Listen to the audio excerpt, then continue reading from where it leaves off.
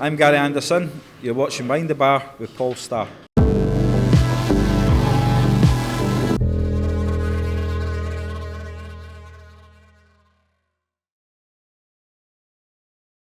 Welcome Behind the Bar with Paul Starr, brought to you by William Hill, the proud sponsor of the World Darts Championship. I'm so happy to say we're joined by Jamie and Debbie Caven. How you doing, folks?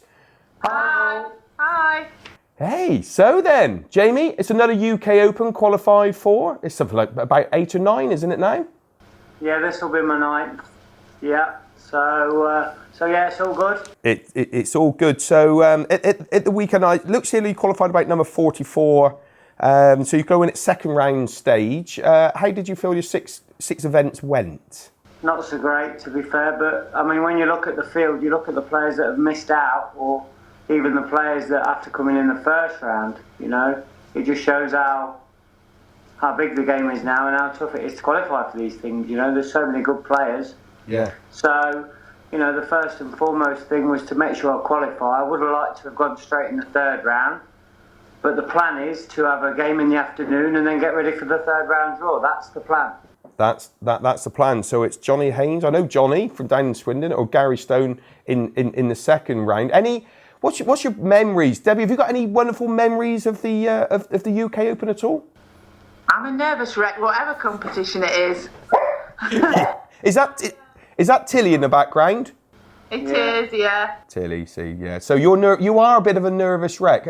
There's one story about one of the bouncers having to hold you up. Security, is that right? Oh yeah, when I think he was losing actually, and it brought it back to I think about 15 or. No. I think it was the Joe Cullen game. Joe Cullen game. You took out 1-6. I took out 160 in the deciding leg to win 9-8. But I think I was like 6-1 down or 7-2 down at some point. Yeah. And I remember, because obviously when I was playing, I don't see her about collapsing on the floor.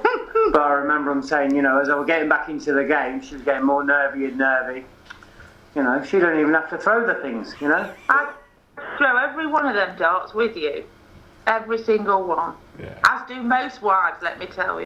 That's very true. So we're off down to Butlins. I mean, we said about how tough it is, and it doesn't help when Mr. Van Guren's winning 3 qualifiers. Lewis, Taylor, and Anderson have taken the other 3. So the top 4 in the world have taken all 6 qualifiers.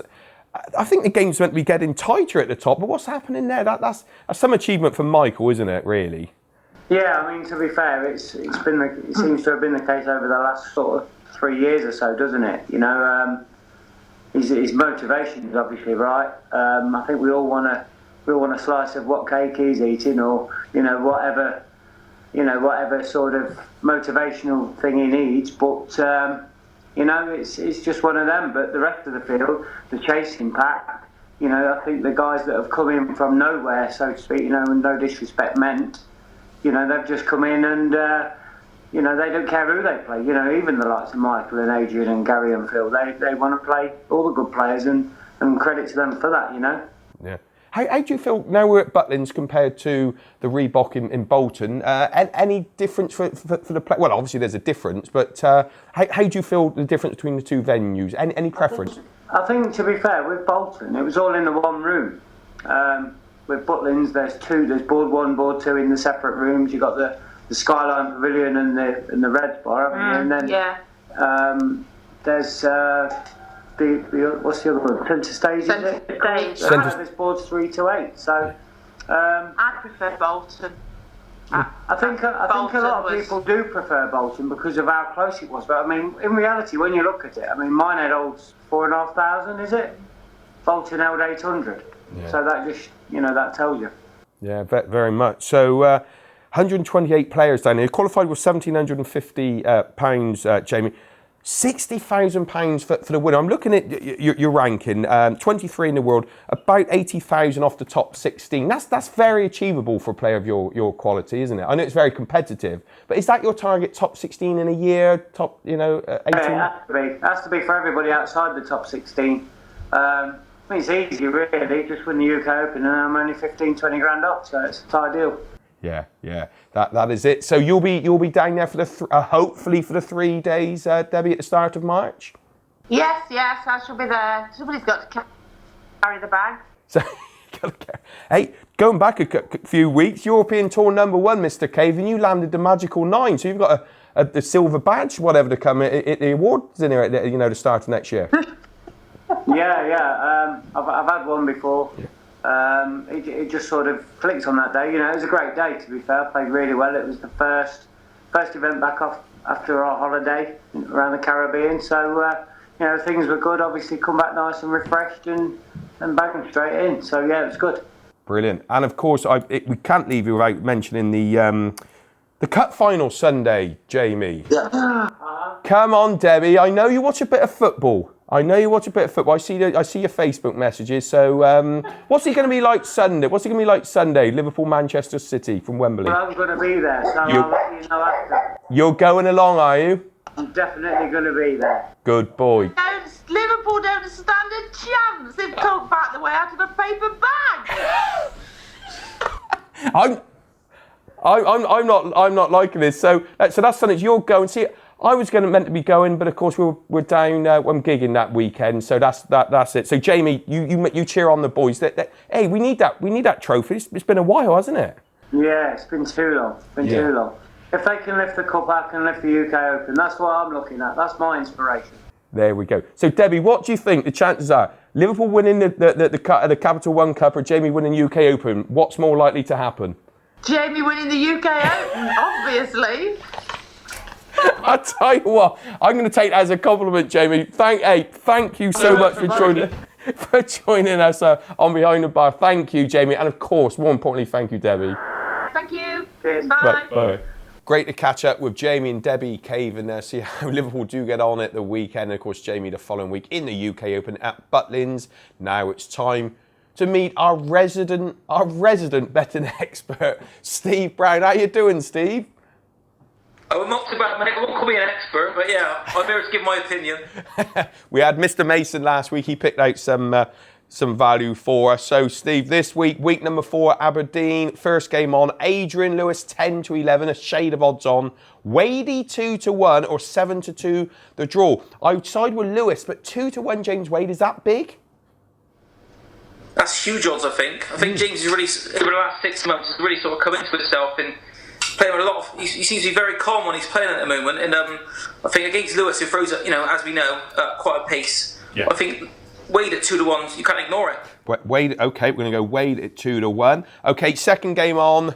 We've got Gary Anderson 8-11, Barney 5-2. Barney looks very capable at the moment. 7-2 to draw.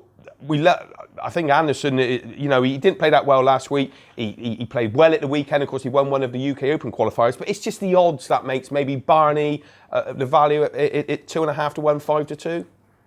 I think so. Obviously, Gary's missed a Premier League, hasn't he? I think Barney got come off another win last week. Yeah. I think he'd be buoyed by that, and I think that's great odds for Barney in that match. Yeah, Barney at 5-2. Now. We're not going to get Rich tipping up Michael Van Guren at 1-4, even though he's sweeping the board at the moment. 5.5 to 1 the draw, 6.5 to 1, 30-2 of Michael Smith, but 11-2 the draw. First, it's only got to be 6-all. Michael Smith is, what he can do. How about that, Steve? How about 5.5 to 1 MVG Smithy to draw? I think that's a great bet. We all know who Michael Smith is. Yeah.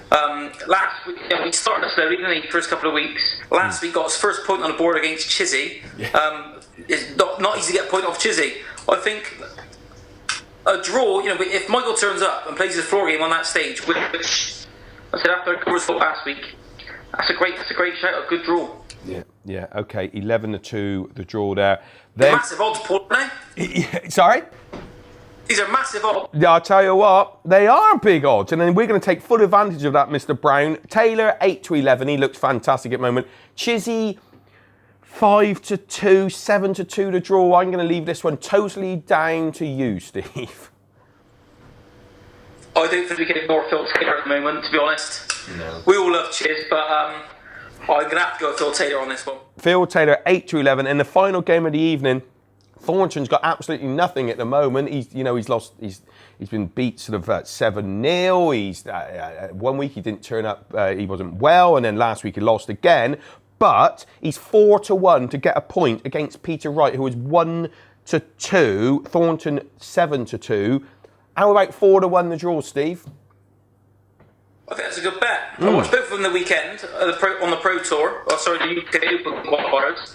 And Peter didn't see himself. Whether he went up for it because he went to a televised event, I'm not sure. But I think Robert stands a chance to get the point there. And let's go with the odds. Okay, yeah, okay, 4 to 1. Okay then, Steve. So, we're going to go for Wadey at 2 to 1 to beat Lewis, 5 to 2 Barney to beat Anderson, 11 to 2 MVG and Michael Smith to draw, 8 to 11 Taylor, and 4 to 1 to draw Thornton against Peter Wright. Steve, can I ask you what this week's Bombers banker is on week 4 of the Premier League? This week's Bombers banker is James Wade to beat Adrian Lewis at 2 to 1. James Wade to beat Adrian Lewis at 2 to 1. And Paul's Premier pick is going to be Robert Thornton and Peter Wright to play at a draw at 4 to 1. Thanks for your time, Steve. Hey, we're looking forward to seeing you at Butlins in Minehead for another of these exhibitions. Are you going to be playing well? Of course you will. Well, I'm only playing against Bobby George, Peter Manley and Dennis Priestley, so if I don't win that, I will be disappointed. You will be disappointed. Steve, thank you very much for your time, mate. We'll see how we get on Thursday on Sky Sports in the Premier League week number 4 from Aberdeen. Thanks for your time, mate. Thank you very much.